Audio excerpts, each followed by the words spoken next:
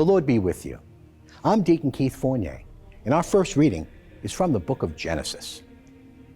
Abram's wife Sarai had borne him no child, but she had an Egyptian slave girl called Hagar. So Sarai said to Abram, "Listen now, since Yahweh has kept me from having children, go to my slave girl. Perhaps I shall get children through her." And Abram took Sarai's advice. Thus, after Abram had lived in the land of Canaan for 10 years, Sarai took Hagar, her Egyptian slave girl, and gave her to Abram as his wife. He went to Hagar, and she conceived. And once she knew she had conceived, her mistress counted for nothing in her eyes. Then Sarai said to Abram, "This outrage done to me is your fault. It was I who put my slave girl into your arms, but now she knows that she has conceived. I count for nothing in her eyes. Yahweh judge between me and you." "Very well," Abram said to Sarai. "Your slave girl is at your disposal. Treat her as you think fit." Sarai accordingly treated her so badly that she ran away from her. The angel of Yahweh found her by a spring in the desert, the spring on the side of the road to Shur. He said, "Hagar, slave girl of Sarai, where have you come from? And where are you going?" "I'm running away from my mistress Sarai," she replied.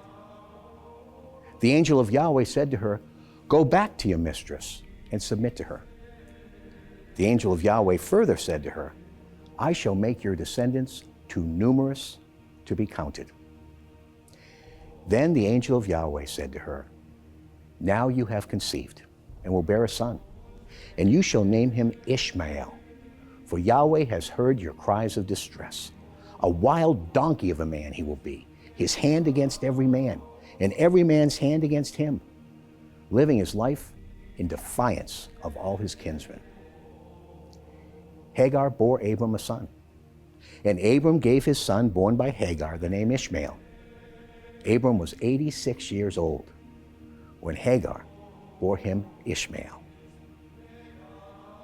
In our response from Psalm 106, Alleluia! Give thanks to Yahweh, for he is good. His faithful love is everlasting. Who can recount all Yahweh's triumphs? Who can fully voice his praise? How blessed are those who keep to what is just, whose conduct is always upright. Remember me, Yahweh, in your love for your people. Come near to me with your saving power. Let me share the happiness of your chosen ones. Let me share the joy of your people, the pride of your heritage. A reading from the Holy Gospel according to St. Matthew. Jesus said, "It is not anyone who says to me, 'Lord, Lord,' who will enter the kingdom of heaven, but the person who does the will of my Father in heaven. When the day comes, many will say to me, 'Lord, Lord, did we not prophesy in your name? Drive out demons in your name? Work many miracles in your name?' Then I shall tell them to their faces, 'I have never known you.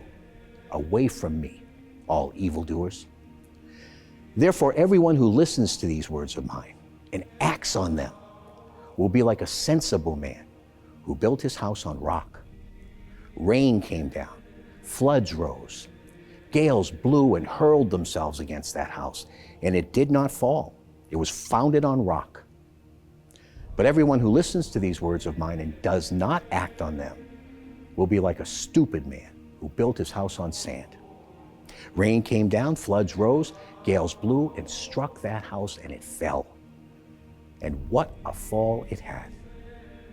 Jesus had now finished what he wanted to say, and his teaching made a deep impression on the people because he taught them with authority, unlike their own scribes. The Gospel of the Lord.